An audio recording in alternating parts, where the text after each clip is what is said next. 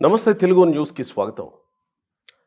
Andhra Pradesh SEEDAP chairman Deepak Reddy ఓ ఛానల్కి ఇచ్చిన ఇంటర్వ్యూలో ఓ 4 నిమిషాల పాటు ఆంధ్రప్రదేశ్లో ఐఏఎస్ అధికారుల తీరు గురించి మాట్లాడిన ఆ 4 నిమిషాల వీడియో ఈరోజు అంతా విపరీతంగా చర్చనీయాంశమైంది. వీళ్ళు ప్రభుత్వాలకి ఓ గ్రహణంలా పట్టున్నారు, ఈ వ్యవస్థను రూపుమాపాలంటున్నారు ఆయన. దాదాపు 16-17 నెలలు అవుతుంటే ఆయన సీడాప్ చైర్మన్గా ఉంటే ఆయన జీతం ఇప్పటి వరకు ₹1 కూడా ఆయన తీసుకోవాలి, ఒక్క నెలలో కూడా. సరే, అది పక్కన ఉంచితే నా శాలరీ రాకపోయినా నేను బతుకుతా, కానీ పేదల విషయంలో కూడా ఇలానే అయితే ఏంటి ఆయన పరిస్థితి అని అంటాడు.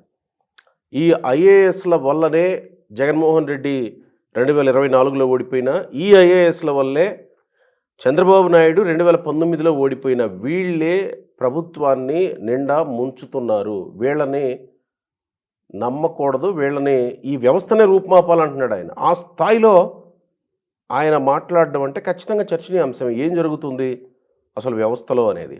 అఫ్సాన్ రాయేష్ గారు ప్రముఖ రాజకీయ సామాజిక విశ్లేషకులు ఉన్నారు. నమస్కారం రాయేష్ గారు. నమస్కారం. ఎట్లా తీసుకోవాలి ఈయన మాట్లాడే తీరు? ఇంకొకటి ఏంటంటే, దీపక్ రెడ్డి ఈ సాదాసీదా వ్యక్తి కాదు. ప్రభుత్వంలో కూడా ప్రత్యేకంగా తెలుగుదేశం పార్టీలో ఆయన ఒక జోనల్ ఇన్ఛార్జ్, కీలకమైన లోకేష్ టీంలో ఉన్నటువంటి వ్యక్తి. ఆయన మాట్లాడడాన్ని ఎట్లా అర్థం చేసుకోవాలి? దీపక్ రెడ్డి గారు మొట్టమొదట తెలుగుదేశం పార్టీ జాతీయ అధికార ప్రతినిధి. కరెక్ట్. 2, బహుశా ఆయన టెన్యూర్ కంప్లీట్ అయినట్టుంది, ఎమ్మెల్సీగా ఉన్నారు. అయిపోయింది. ఎమ్మెల్సీగా ఆయన టెన్యూర్ కంప్లీట్ అయిపోయింది. ఆయన brother in law JC Asumith Reddy Tadipatri MLA, రాజకీయ నేపథ్యం ఉన్న కుటుంబానికి సంబంధించిన వ్యక్తి. అలాగే తెలుగుదేశం పార్టీలో మీరు ప్రస్తావించినట్టుగానే చాలా క్రియాశీలకంగా, అలాగే నాయకత్వానికి చాలా సన్నిహితంగా ఉంటున్న నాయకుడు. ఇవాళ తెలుగుదేశం పార్టీ ఎన్డీఏ కూటమి ప్రభుత్వంలో కీలక భాగస్వామి, కేంద్రంలో రాష్ట్రంలో 2 చోట్ల కూడా. ఇవాళ అటువంటి ఎన్డీఏ కూటమి భాగస్వామిగా, అధికార భాగస్వామిగా, అధికారంలో ఉన్న పార్టీలో పార్ట్ అండ్ పార్సల్ అయి ఉన్న దీపక్ రెడ్డి గారు మీలాగా నాలాగా ఇవాళ ప్రభుత్వంలో పాలనాపరమైన నిర్ణయాలు తీసుకోవడంలో జరుగుతున్న లోపాలని ఆయన కూడా ఒక విక్టిమ్ లాగా మీడియా ముందుకు వచ్చి మాట్లాడటం ఏంటి? మీరు నేను ప్రభుత్వానికి బయట ఉన్నాము, ఏదైనా లోపాలు జరుగుతున్నాయి అంటే మనం ఎత్తి చూపామంటే అర్థం ఉంది. కానీ ఇవాళ ఆయన ఒక కార్పొరేషన్ చైర్మన్గా ప్రభుత్వంలో కొనసాగుతూ ఉన్నారు. మొన్నటి వరకు ఒక చట్టసభకు ప్రాతినిధ్యం వహించిన ప్రజాప్రతినిధి. అటువంటి ఆయన ఒక సామాన్యుడిలాగా మీడియా ముందుకు వచ్చి ఆయన కంప్లైంట్లు చేయడం అనేది ఆక్షేపణీయం. ఇవాళ ఐఏఎస్ అధికారులకు సంబంధించి ఏదైనా ఫిర్యాదులు ఉన్నాయి. ఇవాళ ఆయన కార్పొరేషన్కి సంబంధించి సమస్యలు అపరిష్కృతంగా ఉండిపోయాయి. ఐఏఎస్ అధికారులు వాటిని పరిష్కరించడం లేదు. సాక్షాత్తు రాష్ట్ర ముఖ్యమంత్రి ఉన్నారు, పాలనా వ్యవస్థకు అధినేత. ముఖ్యమంత్రి గారితో మీకు యాక్సెస్ ఉంటుంది. మీరు ముఖ్యమంత్రి గారి దగ్గరికి వెళ్ళి కంప్లైంట్ చేయండి. ఒకవేళ ఒక ఐఏఎస్ అధికారి సహకరించలేదు అని చెప్పని చీఫ్ సెక్రటరీ గారి దగ్గరకు, ఇంకొక ఉన్నతాధికారి దగ్గరకు వెళ్ళినా వాళ్ళు కూడా వాళ్ళ ఐఏఎస్ని ప్రొటెక్ట్ చేసుకునే ప్రయత్నం చేస్తారు. కాబట్టి ఇవాళ పాలనా వ్యవస్థకి అధినేత ముఖ్యమంత్రి గారు, పార్టీలో ప్రభుత్వంలో మీరు పార్టీలు జాతీయ అధికార ప్రతినిధి, అలాగే ప్రభుత్వంలో ఒక కార్పొరేషన్ చైర్మన్గా ఉన్నారు. మీకు పార్టీకి ఆయనే అధ్యక్షుడు, ప్రభుత్వానికి ఆయనే ముఖ్యమంత్రి. మీరు డైరెక్ట్గా ఆయనకి యాక్సెస్ ఉంది. మీరు ఆయన్ని కలవండి. మీకు ఎదురవుతున్న ఇబ్బందికర పరిస్థితులు ఏంటి, ఏ అధికారి మీకు సహకరించడం లేదనే విషయాన్ని ఆయన దృష్టికి తీసుకువెళ్ళండి. తీసుకువెళ్ళినా కూడా అసలు తీసుకువెళ్ళారా లేదా మొట్టమొదట? ఇవాళ 14-15 నెలలుగా నాకు తెలిసి 2024 సెప్టెంబర్ చివరి వారంలో వీళ్ళకి నామినేటెడ్ పోస్టులు ప్రకటించబడ్డాయి. ఆయన చెప్పినట్టుగానే 15 నెలల కాలం పూర్తయిపోయింది. 15 నెలలుగా ఒక కార్పొరేషన్ చైర్మన్కి మరి గౌరవ వేతనం చెల్లింపబడటం లేదు అని అంటే ఎస్, డెఫినెట్గా అది ఆక్షేపణీయమైన అంశమే. ఆ ఫైలు అపరిష్కృతంగా ఇప్పటికీ దాన్ని రిజాల్వ్ చేయకుండా ఉంచుతున్న అధికారి ఎవరు? అధికారి గురించి డైరెక్ట్గా మీ ముఖ్యమంత్రి గారి దృష్టికి తీసుకెళ్ళండి. ఆయనే అధికారిని ఎందుకు సాంకేతికంగా ఏదైనా సమస్య తలెత్తిందా? ఏంటి ఆ ఇష్యూ ఎందుకు అన్రిజాల్వ్డ్గా ఉంది? రిజాల్వ్ చేయాల్సిన బాధ్యత మీది కదా, ఎందుకని దాన్ని పరిష్కరించడం లేదని చెప్పని ఆయనే పిలిపించి మాట్లాడతారు కదా. అలా కాకుండా ఇవాళ మీరు మీడియా ముందుకు వచ్చి ఇవాళ ఐఏఎస్ని మీరు బ్లేమ్ చేస్తూ ఉన్నారు. ఇవాళ ఆ ఇంటర్వ్యూరు నాగరాజు ఆయన ప్రత్యక్షంగా అడిగాడు, మీ ప్రభుత్వంలో అధికారులే కదా వాళ్ళు అని చెప్పని.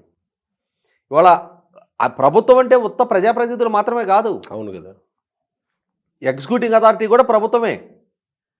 ఇవాళ ప్రజాప్రతినిధులు ఎగ్జిక్యూటింగ్ అథారిటీని బ్లేమ్ చేస్తూ వాళ్ళ చేత పని చేయించుకోవాల్సిన బాధ్యత మీది.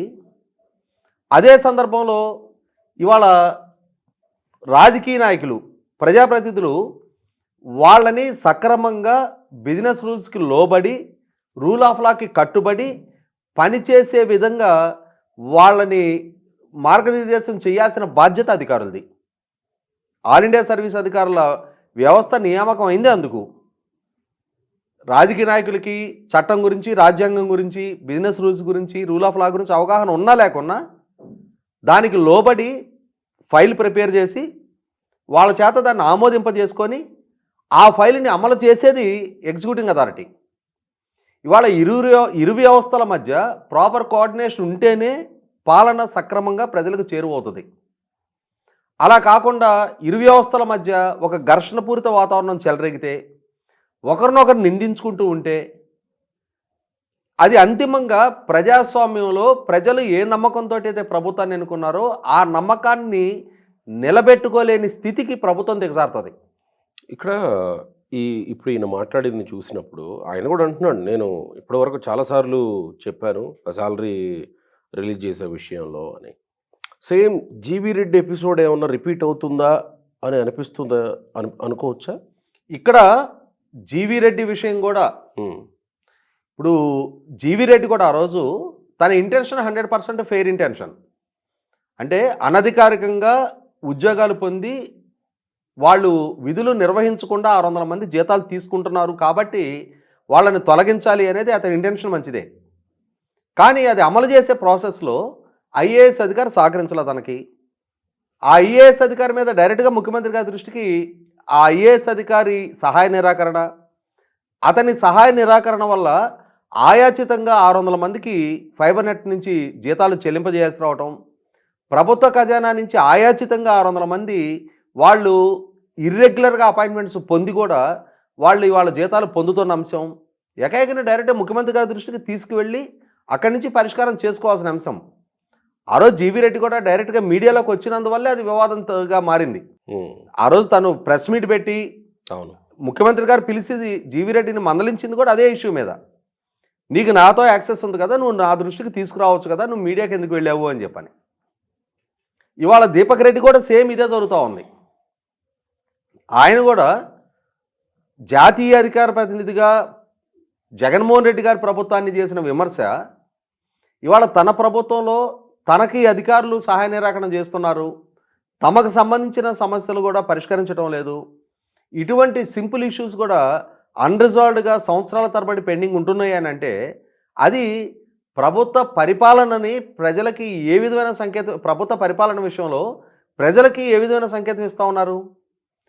ఇవాళ ఈ స్టేట్మెంట్ని బేస్ చేసుకొని ప్రతిపక్ష పార్టీ మీ కార్పొరేషన్ చైర్మన్కి సంబంధించిన ఇష్యూసే సంవత్సరాల తరబడి మీరు రిజాల్వ్ చేసుకోలేనప్పుడు మీరు ప్రజలకు ఏ విధంగా పౌర సేవలు అందిస్తూ ఉంటారు? మీరు మనమిత్ర అనే ఒక యాప్ ఏర్పాటు చేశాం. ఆ ఏర్పాటు చేసిన యాప్ ద్వారా ప్రజలకు సంబంధించిన పౌర సేవలు మేము వాట్సాప్ ద్వారానే వాళ్ళ ఆఫీసులకి వెళ్ళే అవసరం లేకుండానే ఆన్లైన్లోనే పౌర సేవలన్నీ మేము అందిస్తున్నాం, చాలా పారదర్శకంగా చాలా వేగంగా మేము పరిపాలన చేస్తున్నామని చెప్పని మీరు క్లెయిమ్ చేసుకుంటూ ఉన్నారు. కానీ మీ కార్పొరేషన్ చైర్మన్ ఈ విధంగా మాట్లాడుతున్నాడు అని చెప్పని దీని అడ్వాంటేజ్ తీసుకోవడానికి ఆస్కారం ఉంటుంది కదా. ఎక్కడుంది మనమిత్ర యాప్లో కూడా కేవలం 20% మాత్రమే అంటే రిపోర్ట్. ప్రభుత్వం ఒక ఫెసిలిటీ తీసుకొచ్చింది, దాన్ని ఎంతమంది యూజ్ చేసుకుంటున్నారనేది అప్రస్తుతం. కానీ ఆ సౌలభ్యం అయితే ఉంది, దాన్ని మేము పాలనని ప్రజలకు చేరువ చేస్తూ ఉన్నాం. ఇవాళ పౌర సేవలని ప్రజలకు అందించే విషయాలు మేము అకౌంటబిలిటీ మెయింటైన్ చేస్తున్నామని చెప్పని ప్రభుత్వం క్లెయిమ్ చేసుకుంటూ ఉంది. అలా క్లెయిమ్ చేసుకుంటున్న ప్రాసెస్లో ఐఏఎస్ అధికారుల వైపు నుంచి ప్రభుత్వ వర్షన్కి భిన్నమైన స్పందన వాళ్ళ వైపు నుంచి వ్యక్తం అవుతుంది అని చెప్పని వాళ్ళ కార్పొరేషన్ చైర్మన్లు వాళ్ళ మీడియా ముఖంగా వాళ్ళు కాదు ప్రస్తావించాల్సింది. మీరు ప్రభుత్వ ప్రతిష్టను కాపాడాలి అనుకుంటే మొట్టమొదట మీరు మీ పాలకుడి దృష్టికి, మీ అధినేత దృష్టికి అంశాలను తీసుకువెళ్ళండి. అలా తీసుకువెళ్ళిన తర్వాత అధినేత వైపు నుంచి కూడా మీకు ఆ సమస్య పరిష్కారం కాకుంటే, అధినేత ఆదేశాలు ఇచ్చిన తర్వాత కూడా అధికార వ్యవస్థ అప్పటికి కూడా దాన్ని పరిగణలోకి తీసుకోకుండా ఉంటే, అప్పుడు ఆ అధికారితోటి మీరు ప్రత్యక్షంగా ఒక ప్రచార పోరాటానికి దిగడానికి ఆస్కారం ఉంటుంది. అయితే ఇక్కడ ఐఏఎస్ అధికారుల తీరు ఆల్ ఈజ్ వెల్ అంటే ఆల్ ఈజ్ నాట్ వెల్. ఖచ్చితంగా ఐఏఎస్ అధికారులలో అవినీతి ఆరోపణలు ఉన్నాయి. వాళ్ళు చాలా సందర్భాల్లో చాలా తప్పులకు పాల్పడతా ఉన్నారు. ఇవాళ మనం గతంలో చూసాం. మనం ఎన్నికలకు ముందు జగన్మోహన్ రెడ్డి గారి ప్రభుత్వ హయాంలో చీఫ్ సెక్రటరీగా పనిచేసిన జవహర్ రెడ్డి గారు, ఆయన ప్రభుత్వం 596 అని చెప్పని ఒక జీవోని తీసుకొచ్చింది. అలా తీసుకొచ్చిన జీవో ఆ సమాచారం బహిర్గతం కాకముందే ఆ జీవో ద్వారా దక్కే వెసులుబాటు ఏంటనేది ప్రభుత్వంలో ప్రధాన కార్యదర్శిగా ఉన్న ఆయనకు తెలుసు. కాబట్టి ఆయన కుటుంబ సభ్యుల ద్వారా విశాఖపట్నంలో వందలాది ఎకరాల అసైన్మెంట్ భూములకు వాళ్ళు కొనుగోలు చేశారు. అలా కొనుగోలు చేసిన భూములకి తర్వాత రోజుల్లో ఫ్రీ హోల్డ్ సర్టిఫికెట్లు ఇష్యూ చేయించుకున్నారు అని చెప్పని ఆరోపణలు వచ్చినాయి. ఇటువంటి వాటి మీద మరి సమగ్రంగా విచారణ జరపాల్సిన అవసరం ఉంది కదా. ఇవాళ మీరు ప్రభుత్వంలోకి వచ్చి 18 నెలలు పూర్తయిపోయి 19 నెలలు నడుస్తూ ఉంది. మరి ఈ విషయంలో ఇంతటి గంభీరమైన ఆరోపణలు జగన్మోహన్ రెడ్డి గారు పదే పదే అమరావతి రాజధాని ల్యాండ్ పూలింగ్లో ఇన్సైడర్ ట్రేడింగ్ పాల్పడ్డారు, అక్కడ రాజధాని వస్తుంది అని చెప్పని తెలిసిన తెలుగుదేశం నాయకులు ఇన్సైడర్ ట్రేడింగ్ పాల్పడ్డారని చెప్పని పదే పదే ఆరోపణలు చేసేవారు.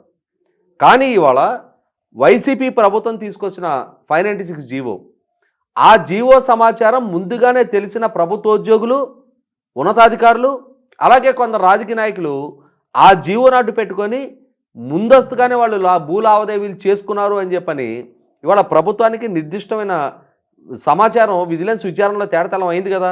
13 లక్షల ఎకరాలకి ఫ్రీ హోల్డ్ సర్టిఫికెట్లు ఇష్యూ అయితే అందులో 5,75,000 ఎకరాలు ఇర్రెగ్యులర్గా ఫ్రీ హోల్డ్ సర్టిఫికెట్లు ఇష్యూ చేయబట్టాయని చెప్పి నిర్ధారణ అయింది కదా. మరి ఆ ఇర్రెగ్యులర్గా ఫ్రీ హోల్డ్ సర్టిఫికెట్లు ఇష్యూ చేసిన అధికారుల మీద మీరు పాలనలోకి వచ్చిన ఈ 19 నెలల్లో ఇప్పటివరకు మీరు తీసుకున్న చర్యలేంటి?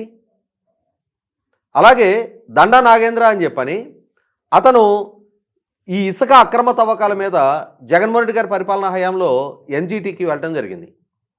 అలా ఎన్జీటీకి వెళ్ళినప్పుడు ఎన్జీటీ ఆ కేసుని విచారిస్తున్న సందర్భంలో 23 ఐఏఎస్ అధికారులు ఒకే ఫోటోస్టాట్ కాపీ మీద వాళ్ళందరూ కూడా ఒకే విధంగా వాళ్ళ జిల్లాల్లో ఇసుక అక్రమ తవ్వకాలు జరగటం లేదు అని చెప్పి ఎన్జీటీకి ఒక రిపోర్ట్ ఇచ్చారు. ఎన్జీటీకి ప్రభుత్వం వైపు నుంచి, నాడు చీఫ్ సెక్రటరీ నుంచి, నాడు మైనింగ్ డిపార్ట్మెంట్ నుంచి పదే పదే ఇక్కడ ఎటువంటి ఇసుక అక్రమ తవ్వకాలు జరగటం లేదు అని చెప్పని రిపోర్ట్లు ఇచ్చారు. అలా ఇచ్చిన నేపథ్యంలో ఎన్జీటీ ఇవాళ రాష్ట్ర ప్రభుత్వ వాదనకి ఈ పిటిషన్దారుడి వాదనకి మధ్య కనిపిస్తున్న వ్యత్యాసం నేపథ్యంలో ఇతను పదే పదే అక్కడ అక్రమ తవ్వకాలు జరుగుతున్నాయి అని చెప్పని ఇస్తున్న ఆదేశాలను అని కోర్టు దృష్టికి తీసుకెళ్తున్న సమాచారం నేపథ్యంలో కేంద్ర అటవీ పర్యావరణ శాఖ అధికారులని ఒక న్యూట్రల్ కమిటీగా రాష్ట్రానికి పంపించారు. అలా పంపించిన సందర్భంలో మరి రాష్ట్రంలో 500 రీచ్ల్లో ఒక్కొక్క రీచ్లో ఆన్ యావరేజ్ పర్ డే 2,000 నుంచి 3,000 టన్నుల ఇసుక అక్రమ తవ్వకాలు జరుగుతూ ఉన్నాయి అని చెప్పని ఎన్జీటీకి రిపోర్టు ద్వారా నిర్ధారణ అయింది. మరి అటువంటి ఎన్జీటీకి తప్పుడు సమాచారం ఇచ్చిన 23 ఐఏఎస్ అధికారులు ఇవాళ కలెక్టర్లుగా కొనసాగుతూనే ఉన్నారు కదా. ఎందుకని వాళ్ళని కొనసాగిస్తున్నారు? ఎందుకని వాళ్ళ మీద జాలి చూపిస్తున్నారా? ఇవాళ తప్పు చేసిన అధికారుల మీద మీరు చర్యలకు ఉపక్రమిస్తే మీరు చెప్తున్నారు కదా ప్రశాసన్ నగర్లో ఇవాళ 8 బెడ్రూమ్ 10 బెడ్రూమ్ హౌసెస్ వాళ్ళకి ఎక్కడి నుంచి వచ్చాయి, వాళ్ళ జీతాలు ఎంత, వాళ్ళు అన్ని ఆస్తులు ఎలా సంపాదించగలిగారు అని చెప్పని ఇవాళ మరి తప్పు చేశారని స్పష్టంగా నిర్ధారణ అవుతూ ఉన్నప్పుడు అలా తప్పు చేయడానికి బాధ్యులైన అధికారుల మీద మీరు ఎందుకు చర్యలు తీసుకోవటంలా? తీసుకునే అధికారం ప్రజలు మీకు ఇచ్చారు కదా. ఇవాళ 175 మంది ఉన్న సభలో 164 స్థానాలతోటి మీకు అధికారం కట్టబెట్టినప్పుడు ఇవాళ ఎవరిని చూసి మీరు భయపడుతున్నారా, లేదు జాలి పడుతున్నారా? తప్పు చేశారని నిర్ధారణ అయిన అధికారులు ఇవాళకి వాళ్ళ విధులు వాళ్ళు కొనసాగలుగుతూ ఉన్నారు అని అంటే ఇవాళ ఎవరిని నిందిస్తారు మీరు? కాబట్టి ఇవి మొట్టమొదట మీరు within the party, within the government మీరు ఇంటర్నల్గా మాట్లాడుకోవాల్సిన ఇష్యూస్, మీరు మొట్టమొదటిగా ఒక ఫర్మ్ డెసిషన్ తీసుకోవాల్సిన ఇష్యూస్, మొట్టమొదటిగా ఒక ఫర్మ్ యాక్షన్ తీసుకోవాల్సిన ఇష్యూస్. ప్రజలు మీ నుంచి చర్యలు ఆశిస్తారు, అంతేగాని ఒక సామాన్యుడిలాగా మీరు కూడా విక్టిమ్ కార్డు ప్లే చేస్తూ ఇవాళ ప్రభుత్వంలో భాగస్వాములు అయ్యుండి ఇక్కడ మీరు విక్టిమ్ కార్డు అని అన్నారు కదా, ఇక్కడ ఒక చిన్న అభ్యంతరం ఏంటంటే జీవి రెడ్డి ప్రెస్ ముందుకు వచ్చి మాట్లాడినప్పుడు జీవి రెడ్డి విక్టిమ్ కార్డు ప్లే చేస్తున్నారని ఎవరు అనలా. జీవి రెడ్డికే సపోర్ట్ చేశారు, ప్రభుత్వాన్ని తిట్టారు, ఈవెన్ చంద్రబాబును కూడా తిట్టారు జనాలు. కానీ ఇప్పుడు దీపక్ రెడ్డి విషయంలో మీరు విక్టిమ్ కార్డు అంటున్నారు. నేను అదే చెప్తున్నా. ఇవాళ part and parcel of the government and part and parcel of the party national spokesperson, పార్టీలో corporation chairman, just like GV Reddy. GV Reddy కూడా స్పోక్స్ పర్సన్ అండ్ గవర్నమెంట్లో ఒక కార్పొరేషన్ చైర్మన్. పార్టీ అధినేతగా చంద్రబాబు నాయుడు గారితో వీళ్ళకి యాక్సెస్ ఉంటుంది, ప్రభుత్వ అధినేతగా ముఖ్యమంత్రి గారితో వీళ్ళకి యాక్సెస్ ఉంటుంది. వాళ్ళు ఆయన దృష్టికి తీసుకువెళ్ళి పరిష్కరించాల్సిన సమస్యల్ని ఇవాళ ఒక సామాన్యుడిలాగా నా పాస్బుక్ ఇష్యూ రిజాల్వ్ కాలేదు, నా రేషన్ కార్డు ఇష్యూ రిజాల్వ్ కాలేదు, నా పెన్షన్ ఇష్యూ రిజాల్వ్ కాలేదు అని చెప్పని ఒక సామాన్యుడు ఇవాళ ప్రభుత్వం వైపు ఏ విధంగా అయితే కంప్లైంట్ రేజ్ చేస్తూ ఉంటాడో అలాగే వీళ్ళు కూడా రేజ్ చేయటం ఆక్షేపణీయమంటున్నా. అటువంటివి మీడియా దృష్టికి తీసుకొచ్చి మా సమస్యలు పరిష్కారం కావట్లేదని చెప్పని విక్టిమ్ కార్డు ప్లే చేయటం ఆక్షేపణీయమంటున్నా.